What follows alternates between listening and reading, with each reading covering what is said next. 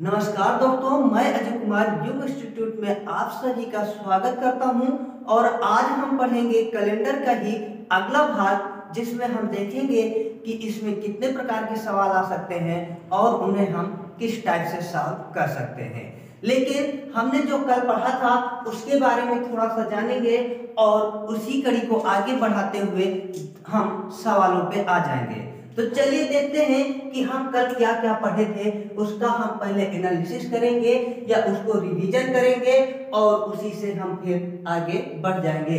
देखिए, कल की क्लास में हमने पढ़ा था विषम दिन, लीप और साधारण वर्ष और कुछ महत्वपूर्ण कोडों के बारे में जाना था, जिसके बेस पे हम अभी सवाल लगाने वाले हैं। तो चलिए देख लेते हैं कि क्या होता है विषम दिन। तो विषम दिन वो होते हैं जो दिए गए दिनों की संख्या में 7 से भाग देने पर अगर शेषफल जो भी बचता है वही उसका क्या होता है, विषम दिन। मतलब कि दिए गए दिनों की संख्या में 7 का भाग देने पर जो शेष बचता है वही विषम दिन होता है। चलिए अब देखते हैं हम कि कौन सा वर्ष साधारण वर्ष होगा और कौन सा वर्ष लीप वर्ष होगा। इसके बारे में हमने कल बात किया था, जिसमें हमने जाना था कि अगर गैर शताब्दी वर्ष है तो हम 4 का भाग दे करके चेक कर लेते हैं कि वो लीप वर्ष होगा कि साधारण वर्ष होगा। अगर 4 का भाग चला जाता है तो वो लीप वर्ष होगा, और अगर वो 4 का भाग ना जाए तो वो एक साधारण वर्ष हो जाता है। परंतु जब शताब्दी वर्ष आती है हमारे सामने तो हम उसमें 4 से भाग देने के बजाय 400 का भाग देकर के चेक करते हैं, और यदि भाग चला जाता है तो वह एक लीप वर्ष होता है, और यदि भाग नहीं जाता है तो वो एक साधारण वर्ष हो जाता है। अब हम देखेंगे कुछ महत्वपूर्ण कोड जो कि कैलेंडर में प्रयोग किए जाते हैं, और इन्हीं के माध्यम से हम सवालों को आसानी से सॉल्व कर पाते हैं। जिसमें हमने जाना था कि पहले मंथ कोड देखा था, और मंथ कोड में देखिए यहाँ पे कोड आपका हो जाता है 144। यानी आप कैसे याद करोगे, 144 025 036 146। इस प्रकार से हम इन कोडों को याद किया था, और ये मुझे लगता है कि आप सभी को आसानी से याद हो गए होंगे।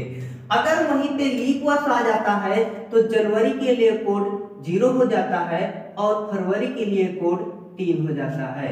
यानी उनके नॉर्मल कोड से 1 घट जाते हैं, 1 का 0 हो जाता है और 4 का 3 हो जाता है। जब हम सेंचुरी कोड की बात करते हैं तो हम यहाँ से स्टार्ट करते हैं 0 से। आप एक चीज याद रखिएगा कि सेंचुरी कोड में 19वीं शताब्दी के लिए 0 होता है, फिर उसी क्रम में आगे घटता जाता है। 20वीं शताब्दी के लिए 6, 21वीं शताब्दी के लिए क्या हो जाएगा, 4, फिर 2, फिर 0। इस प्रकार से हमने देखा कि 22वीं के लिए 2 हो जाता था और 23वीं के लिए 0 हो गया। इस प्रकार से हम सेंचुरी कोड के बारे में जान लिया था। अब हम देखेंगे कि इस कैलेंडर में कितने टाइप के क्वेश्चन आते हैं। तो चलिए देखते हैं टाइप्स ऑफ क्वेश्चन। पहली हेडिंग रहेगी हमारी टाइप्स ऑफ क्वेश्चंस। कितने प्रकार से कैलेंडर में क्वेश्चन पूछे जा सकते हैं। तो इसमें देखिए पहला टाइप आ जाता है आपका single date problem. Single date problem कहने का मतलब यह है कि आपको किसी वर्ष की एक डेट दी जाएगी और उस डेट पे आपको निकालना होगा कि कौन सा दिन होगा। अब दूसरा टाइप है इसी में double date problem. Double date problem ये क्या होता है डबल डेट प्रॉब्लम? तो इसमें आपको एक ईयर और डेट पे आपको दिन दे दिया जाएगा, और उसी के बेस पे दी गई दूसरी डेट पे हमको क्या निकालना होता है, दिन निकालना होता है। तीसरा टाइप इसका क्या हो जाता है, तीसरा टाइप हो जाता है language based question. Language based question यानी ऐसे क्वेश्चन जो लैंग्वेज पर आधारित हो। लैंग्वेज पर आधारित का मतलब कि कुछ इस तरह के कि यदि आज सोमवार है, इसके 2 दिन के बाद के 3 दिन पहले कौन सा दिन होगा। अगर इस तरह के क्वेश्चन आते हैं तो हम उनको question based, language based question कहते हैं। और इसका अगला टाइप हो जाता है आपके कुछ, जैसे मान लीजिए कि कोई कैलेंडर है और हम पूछते हैं कि बताइए अमुक दिया गया कैलेंडर पुनः कब हम यूज कर सकते हैं, आने वाले किस वर्ष में हम इसी कैलेंडर को यूज कर सकते हैं, यानी दोनों कैलेंडर हूबहू मैच करेंगे। तो उन क्वेश्चनों को कहते हैं हम रिपीट कैलेंडर।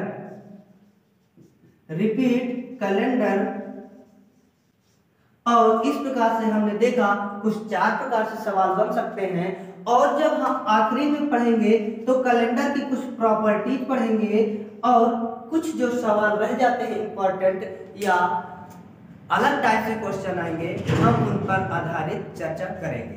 तो चलिए देख लेते हैं प्रॉपर्टीज एंड अदर। इसके बारे में हम लास्ट में चर्चा करेंगे, परंतु सबसे पहले हम बात करेंगे आज सिंगल डेट प्रॉब्लम पे। तो चलिए सर बात करते हैं कि सिंगल डेट प्रॉब्लम्स के क्वेश्चन किस प्रकार से होते हैं और हम उन्हें किस प्रकार सॉल्व करेंगे। लेकिन हम कल का ही रिवीजन करते हुए आपसे कुछ क्वेश्चन पूछेंगे, आप उनके उत्तर दीजिएगा कमेंट बॉक्स में। आपके लिए पहला क्वेश्चन है कि निम्न में से कौन सा लीप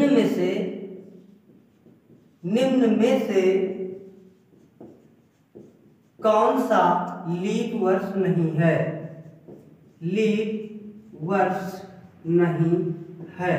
ऑप्शन है आपके पास number A 1600, number B 2018, number C दोनों, नंबर डी दोनों नहीं। इस प्रश्न का उत्तर आप कमेंट बॉक्स में दीजिएगा। क्या है क्वेश्चन? निम्न में से कौन सा लीप वर्ष नहीं है। निम्न में से कौन सा लीप वर्ष नहीं है? तो पहला ऑप्शन है सन 1600, दूसरा ऑप्शन है सन 2018। ये दोनों लीप वर्ष है या दोनों लीप वर्ष नहीं है? दोनों लीप वर्ष नहीं है या दोनों लीप वर्ष है। ठीक है, इसमें दोनों नहीं। अगला क्वेश्चन है आपके लिए कल पर यह आधारित, बताइए आप कि फरवरी 2018 में कितने विषम दिन होते हैं।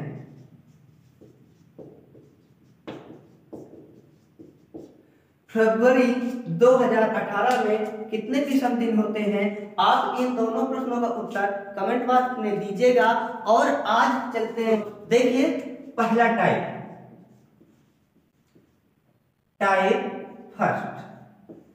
फर्स्ट में क्या है? Single date problem.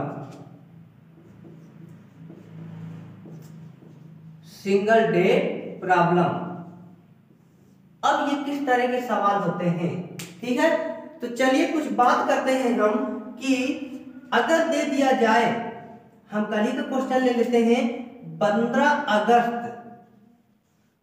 अगस्त सन 1947 को बताइए कौन सा दिन रहा होगा। जिस दिन हमारा देश आजाद हुआ था उस दिन कौन सा दिन रहा होगा, ये क्वेश्चन मैंने आपको कल दिया था। और चलिए इसी क्वेश्चन से हम शुरुआत करते हैं, इसको कैसे सॉल्व करेंगे। तो फार्मूला जानेंगे कि फार्मूला क्या होता है। तो डे अगर निकालना है हमें, तो सबसे पहले हम क्या लिखते हैं? डेट। सबसे पहले क्या लिखते हैं? डेट। फिर लिखते हैं हम मंथ कोड के बाद हम लिखते हैं सेंचुरी कोड। और सेंचुरी कोड लिखने के बाद हम लिखते हैं जो ईयर लास्ट में लिखा होता है। फिर उस ईयर में आने वाले लीप ईयर की संख्या लिख देते हैं। फिर हम 7 का क्या कर देते हैं? भाग दे देते हैं। और जो भी विषम दिन आता है उसके अकॉर्डिंग हम क्या निकाल लेते हैं? दिन निकाल लेते हैं। तो ये हमारा रहा फार्मूला और इसी फार्मूले बेस्ड सारे क्वेश्चन करने वाले हैं हम। तो चलिए निकालते हैं हम कि सबसे पहले हम क्या लिखेंगे, डेट लिखेंगे। और ये बताइए कि अगस्त का कोड क्या होता है, तो हम अगस्त का कोड यहां से जान लेते हैं कि अगस्त का कोड 3 होता है, तो इसको हम यहाँ पे 3 लिखेंगे। फिर इसके बाद मंथ कोड लिखने के बाद सेंचुरी कोड, और सेंचुरी कोड आपको किसका निकालना होगा, 19वीं शताब्दी का। किसका निकालना होगा, 19वीं शताब्दी का। तो बताइए इस 19वीं शताब्दी के लिए कौन सा कोड हो जाएगा, वहां से आप देख लीजिए 0 हो जाएगा। और फिर इसके बाद लिखेंगे हम जो ईयर हमारा बचा हुआ है, कि क्या ईयर बचा हुआ है, 47 वर्ष। और इन 47 वर्षों में कितने लीप ईयर हो जाएंगे, तो 47 में हम किसका भाग देते हैं, 4 का भाग देते हैं। तो देखिए कितनी बार में भाग जाएगा, 11 चौक 44, यानी 11 चौक 44, 12 चौक 48, 48 ज्यादा हो जाता है, अतः हम संख्या कौन सी लेते हैं, 11 लेते हैं। तो इन 47 वर्षों में 11 लीप ईयर हो जाएंगे। और फिर हम क्या करते हैं, 7 का भाग देते हैं, सभी को जोड़ देते हैं, और जो भी विषम दिन आता है उसी के अकॉर्डिंग हम दिन निकाल लेंगे। देखिए कैसे, 15 3 18 हो जाएगा, 15 3 18 हो जाएगा, और 18 11 29 हो जाएगा। और 29 प्लस 47 को जब जोड़ते हैं तो आप पाते हैं 9 7 16, 7 4 2 6, 1 7, और इस प्रकार से 76 हो जाता है। जब 76 में हम 7 का भाग देते हैं तो पाते हैं कि शेष पर हमारा कितना बच जाता है, 6 बच जाता है। और इस 6 का दिन यानी विषम दिन 6 पे हमारा क्या हो जाता है, फ्राइडे हो जाता है। और इस फ्राइडे हमारा, ये फ्राइडे हमारा क्या हो जाता है, उत्तर हो जाता है। यानी 15 अगस्त सन 1947 को फ्राइडे था। और इस प्रकार से हम सारे प्रश्नों को सॉल्व करेंगे, एक एक करके सारे प्रश्न आसानी से हल हो जाएंगे। तो चलिए, लेकिन सर एक क्वेश्चन है मेरे मन में कि किस दिए गए वर्षों में लीप वर्षों की संख्या कैसे ज्ञात करेंगे। तो आसान सा उत्तर है कि 4 का भाग देकर के हम निकाल लेंगे। चलिए कुछ क्वेश्चन करते हैं इसी पर आधारित। तो बताइए, यानी लीप वर्षों पर आधारित कुछ क्वेश्चन करते हैं, जिसमें पहला क्वेश्चन है आपका, बताइए कि 25 वर्षों में कितने लीप ईयर होंगे। 25 वर्षों में कितने लीप ईयर होंगे। तो हम कैसे सॉल्व करेंगे, 25 में 4 का भाग दे लेंगे, और जो भागफल आएगा, जो भी भागफल आएगा वो हमारा क्या हो जाएगा, लीप वर्षों की संख्या हो जाएगी। तो चलिए देखते हैं कि 25 में जब 4 का भाग देते हैं तो भाग जाता है 6 बार में, यानी यही इसका क्या हो जाएगा, भागफल हो जाएगा। और जो भी भागफल आता है वही लीप वर्षों की संख्या हो जाती है। तो 25 वर्षों पे लीप वर्षों की संख्या कितनी हो जाएगी, 6 हो जाएगी। ठीक है सर, 6 हो जाएगी। तो अच्छा बताइए अगला क्वेश्चन इसी में, 75 वर्षों में कितनी हो जाएगी लीप वर्षों की संख्या। 75 वर्षों में लीप वर्षों की संख्या कितनी हो जाएगी, इसको भी हम आसानी से निकाल लेंगे। कैसे निकालेंगे, तो वही तरीका, यानी 75 में हम 4 का भाग दे देंगे, और जो भी भागफल आएगा वो हमारा उत्तर हो जाएगा। तो इसमें क्या आ जाएगा, देखिए 75 भागे 4, यानी 4 1 कम 4 बचेगा 3, यहाँ से 5, 4 8 32। ठीक है, इस प्रकार से हमने देखा कि हमारा भागफल क्या आ गया, 18 आ गया। तो यही जो 18 आया हुआ है यही लीप वर्षों की संख्या हो जाती है। हमने कुल मिलाकर के देखा कि दिए गए वर्षों की संख्या में, दी गई वर्षों की संख्या में 4 का भाग देने पर जो भी भागफल आता है उसी को हम क्या कहेंगे, लीप वर्षों की संख्या। अर्थात उतने वर्षों में जो भागफल आएगा वही लीप वर्षों की संख्या हो जाएगी। चलिए ठीक है, तो इसी आधार पर आप क्वेश्चन बताइए कि 100 वर्षों में लीप वर्षों की संख्या कितनी हो जाएगी। फिर हम कंडीशन वही लगाते हैं कि 100 में 4 का भाग देते हैं और उत्तर निकाल देते हैं 25। क्यों, 25 चौक 100 होता है, इस प्रकार से हमारा उत्तर आया 25। और यही हम प्रश्न का हल दे करके चले आते हैं, जो कि ये गलत है, जो कि ये गलत है, क्योंकि हमने ध्यान नहीं दिया कि एक शताब्दी वर्ष में यानी 100 वर्षों में आपका ईयर 100 भी आएगा, जो कि एक शताब्दी वर्ष है। और शताब्दी वर्ष को हम 4 से भाग दे करके नहीं चेक करते, उसको हम 400 से भाग दे करके चेक करते हैं। तो इस 100 में बताइए, क्या 400 को भाग देने पर, क्या इस 100 में 400 का भाग देने पर ये 100 कट जाएगा? नहीं कटेगा। तो हम इस 25 में 1 माइनस करते हैं, हमारी रियल आंसर आ जाती है 24, यानी हमारा वास्तविक उत्तर आ जाता है 24। और यही 100 वर्षों में क्या होता है, यही 100 वर्षों में क्या होता है, लीप वर्षों की संख्या हो जाती है। ठीक है, तो चलिए अगला क्वेश्चन देखते हैं कि बताइए इसी आधार पे 2019 से 2029 तक में लीप वर्षों की संख्या कितनी होगी। हम इसको कैसे सॉल्व करेंगे, तो सबसे पहले चेक करेंगे कि 2019 से 2029 तक में कितने वर्ष होते हैं। तो इनके बीच में 10 वर्ष आ जाते हैं। अब हम देखेंगे कि 10 वर्षों में लीप वर्षों की संख्या कितनी होती है। तो 10 में हम 4 का भाग देंगे और देखेंगे कि भागफल 2 आ रहा है।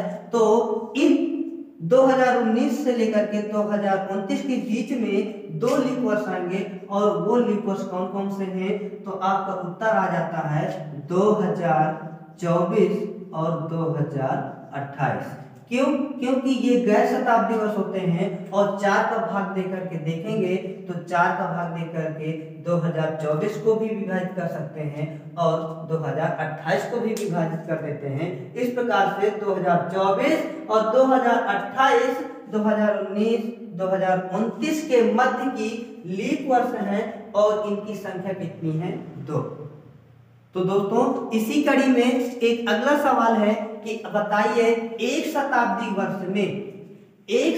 वर्ष में लीप वर्षों की संख्या क्या हो जाएगी। तो जब एक शताब्दी वर्ष की बात करते हैं तो आपके 100 वर्ष आ जाते हैं। अगर यहीं पे बात करें प्रथम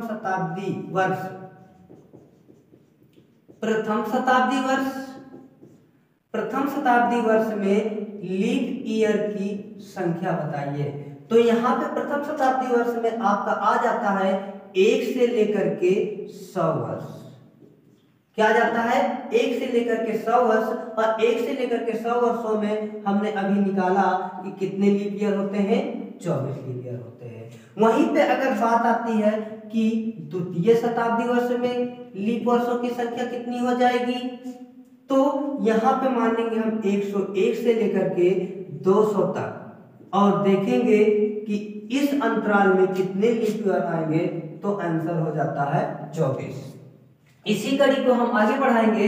बताइए तृतीय लीप ईयर यानी 3rd सेंचुरी ईयर में लीप वर्षों की संख्या कितनी हो जाएगी। तो ईयर अंतराल हो जाता है 201 वर्ष, 1 से लेकर के 201 से लेकर के 300, और इस अंतराल में लीप वर्षों की संख्या हो जाएगी 24। वहीं पे अगर हम चतुर्थ शताब्दी वर्ष की बात करें यानी 4th लीप ईयर की बात करें, तो अंतराल आ जाता है 301 से लेकर के 400 वर्षों में। अब बताइए लीप वर्ष की संख्या क्या हो जाएगी। तो देखिए यहाँ पे 24, क्या यहाँ भी आएगा 24? नहीं, यहाँ पे उत्तर आएगा आपका 25। क्यों 25 आएगा? क्योंकि 400 वर्षों में आपने देखा कि आपकी संख्या कौन कौन सी सेंचुरी आ जाती है, 100 आ जाती है, 200 आ जाती है, और यहाँ पे क्या आ जाती है, यहाँ पे क्या आ जाती है, 300 आ जाता है, और इस प्रकार से, और आपका लास्ट आ जाता है क्या, 400। तो ये नहीं है, ये नहीं है, ये नहीं है, परंतु ये एक लीप वर्ष है। क्यों? क्योंकि किसी सेंचुरी ईयर में हम 400 का भाग देकर के चेक करते हैं, और भाग पूरी तरह से चला जाने पर वह एक लीप वर्ष होता है। इस प्रकार से इसकी संख्या हम काउंट कर लेंगे 24, 1, 25, यानी चतुर्थ शताब्दी वर्ष में लीप वर्षों की संख्या हो जाती है क्या? 25। यहीं पे अगर प्रश्न आ जाए कि 400 वर्षों में लीप वर्षों की संख्या कितनी हो जाएगी, देखिए दोनों प्रश्नों में अंतर है। यहाँ पे पूछा जाए प्रथम शताब्दी वर्ष, तो जब प्रथम शताब्दी वर्ष लेंगे तो 1 से 100 वर्ष का अंतराल लेंगे, और यहीं पे अगर पूछ लिया जाए द्वितीय शताब्दी वर्ष में लीप वर्षों की संख्या, तब भी आप 101 से लेकर के 200 वर्ष का अंतराल लेंगे। यहीं पे अगर पूछा जाता कि चतुर्थी शताब्दी वर्ष में लीप वर्षों की संख्या बताइए, तो आप लेंगे 301 से लेकर के 400।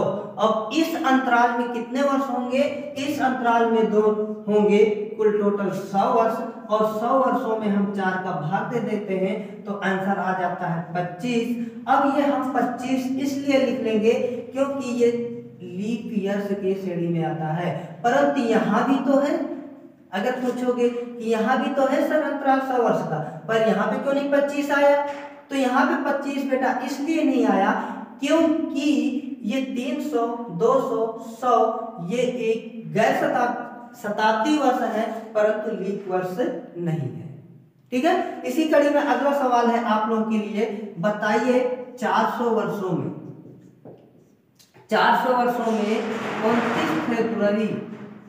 29 फरवरी कितनी बार आएंगी?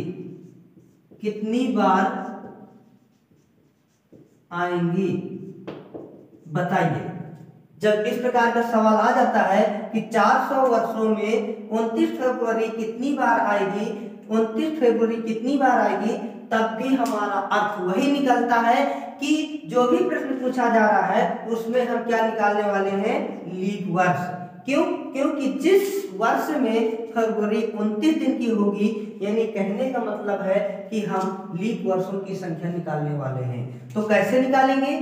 तो चलिए देख लेते हैं। 400 में यदि हम 4 का भाग देते हैं तो कितना आंसर आ जाता है? आपका 100 आ जाता है। परंतु इसी में आपके कुछ शताब्दी वर्ष शामिल है जो कि 100, 200, 300 और एक होता है 400। तो देखिए इसको कैंसिल कर देंगे, इसको कैंसिल कर देंगे, इसको कैंसिल कर देंगे, और ये एक शताब्दी वर्ष हो जाएगा। तो हम इसमें कितने माइनस करने वाले हैं? 3 माइनस करने वाले हैं। क्यों? क्योंकि ये 3 ऐसे सन है जो शताब्दी वर्ष है परंतु क्या नहीं है? लीप वर्ष नहीं है। तो 400 वर्षों में लीप वर्ष की संख्या कितनी आ जाती है? 97। वहीं पे अगर प्रश्न पूछ लिया जाए आपसे, देखिए कुछ 2 टाइप के क्वेश्चन है जो आपको कंफ्यूज करेंगे, लेकिन हमको कंफ्यूज नहीं होना है। देखिए यहाँ पे प्रश्न जो पूछा गया है 400 वर्षों में 29 फरवरी पूछी गई है, परंतु अगर पूछ लिया जाए प्रश्न कि 400 वर्षों में 29 तारीख कितनी बार आएगी, 29 तारीख कितनी बार आएगी, तो बताइए कितनी बार आएगी? तो इस प्रश्न का उत्तर हो जाता है, चलिए 97 बार तो नहीं होगा। क्यों? क्योंकि यहाँ 29 फरवरी पूछा है उसने, जो कि हम लीप वर्ष निकाल करके हल किए हैं, परंतु यहाँ पे 29 तारीख पूछा है। तो चलिए देखते हैं कि अगर एक वर्ष में जो कि एक साधारण वर्ष है तो 11 तारीख आती है, यानी 11 बार 29 तारीख आती है। क्या आप इस बात से सहमत हैं? एक साधारण वर्ष को लिया जाए तो एक वर्ष में 11 बार 29 तारीख आती है, क्योंकि आपकी 29 फरवरी नहीं आती है। इस प्रकार से 12 में 1 घट जाएगा तो आपके 11 बचेगा और 11 बार 29 तारीख आएगी। तो बताइए 400 वर्षों में कितनी बार आएगी? तो हम इसमें क्या गुणा कर देंगे? 400 गुणे 11, यानी हमारा आया क्या? गुणनफल 4400। परंतु ये आपका आंसर नहीं है। क्यों आंसर नहीं है? क्योंकि हमने 11 के हिसाब से निकाला है कि 400 वर्षों में 4400 बार 29 तारीख आएगी, परंतु कुछ 400 वर्षों में कुछ लीप वर्ष होंगे, यानी ऐसी तारीख भी आएंगी जिनमें 29 फरवरी भी होगी। तो 29 फरवरी यहाँ से कितनी बार आ चुकी है 400 वर्षों में? 97 बार। और इस 97 को हम किस में जोड़ देंगे? इस 97 को हम किस में जोड़ देंगे?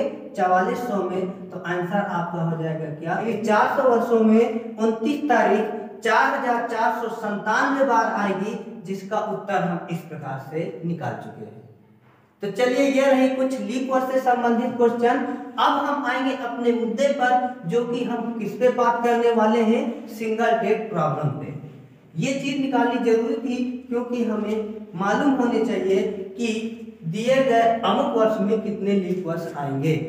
ठीक है, तो चलिए पहला क्वेश्चन हो जाता है आपका 15 अगस्त 1947 को कौन सा दिन होगा? इसका उत्तर हम अभी जस्ट निकाल चुके हैं।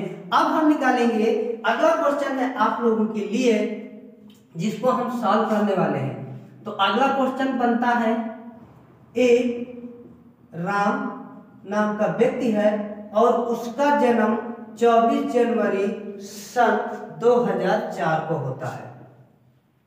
सन 2004 को होता है। तो बताइए कि वो सप्ताह के किस दिन जन्म लिया था? प्रश्न है हमारा, एक राम नाम का व्यक्ति है, उसका जन्म 24 जनवरी सन 2004 को हुआ था।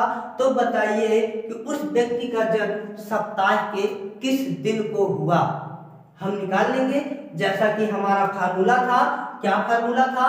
डेट को निकालने के लिए सबसे पहले हम डेट लिखते हैं। डेट लिखने के बाद हम मंथ कोड लिखते हैं, और मंथ कोड लिखने के बाद सेंचुरी कोड लिखते हैं, फिर हम ईयर लिखते हैं, फिर हम लीप ईयर लिखते हैं, और लास्ट में 7 का भाग दे देते हैं। ये हमारा क्या है? बेसिक फार्मूला है। तो चलिए निकालते हैं इसी आधार पे। हम डेट निकालने वाले हैं। सबसे पहले हम क्या लिखेंगे? डेट लिखेंगे, फिर हम मंथ कोड लिखेंगे। पर मंथ कोड के तो यहाँ 2 कोड आते हैं। मंथ कोड की यहाँ पे जनवरी के 2 मंथ कोड आते हैं। कौन कौन से होते हैं? तो एक होता है आपका 1, दूसरा होता है 0।